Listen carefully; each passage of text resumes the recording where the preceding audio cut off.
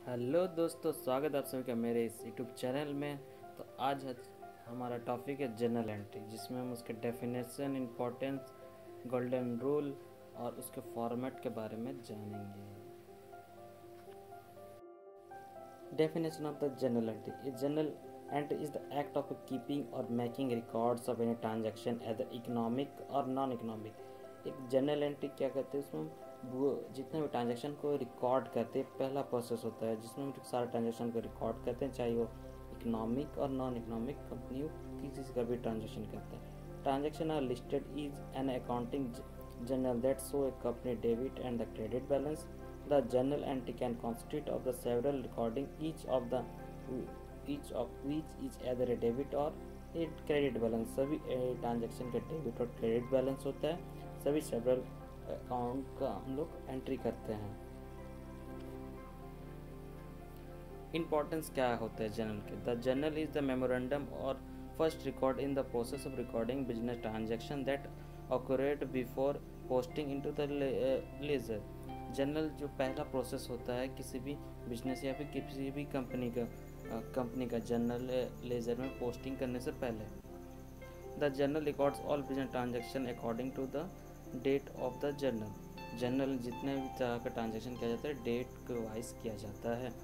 The transaction can reduce the error and the omission of the transaction record और incomplete transaction record. The journal function as a control system.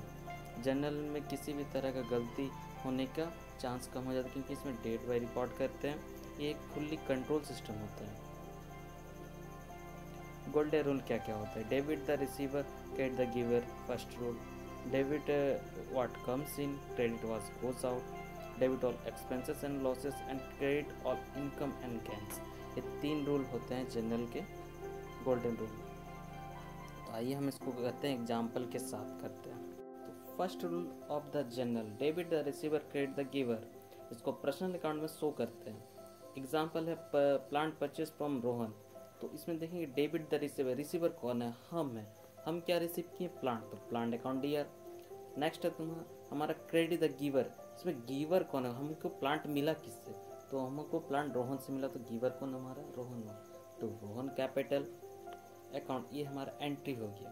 तो personal account में हम उस चीज़ को शामिल करते हैं जिसमें हम किसी पर्सन का नाम इंक्लूड करते हैं या फिर किसी कंपनी का नाम इंक्लूड करते हैं।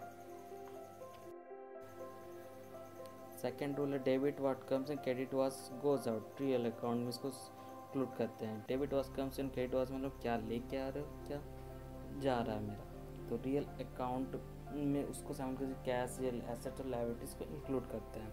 Example, Ram purchase furniture in cash. तो फर्नीचर खरीद रहे कैश में, तो डेबिट वाज कम्स इन, क्या आ रहा है? Furniture account DR. अब क्रेडिट वाज को, तो क्या जा रहा है? कैश जा रहा है, ट्रू कैश अकाउंट होगा। ये था हमारा सेकेंड रूल।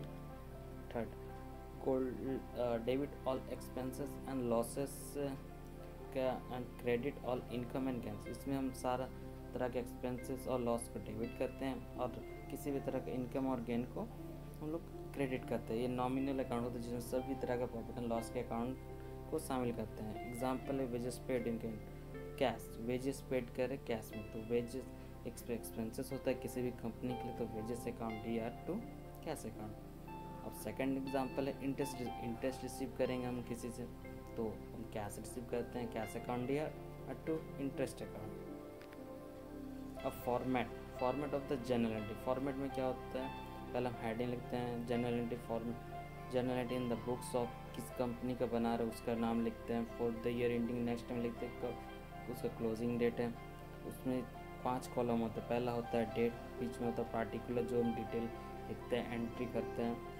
फिर उसके बाद लेजर फोलियो की यूज़ करते हैं, इसको शॉर्ट में अलग बोलते हैं। फिर डेबिट बैलेंस और क्रेडिट बैलेंस, और इन सब में हम जो भी एंट्री करते हैं उसका नरेशन जरूर लिखते हैं। तो ये था हमारा complete format of the journal entry.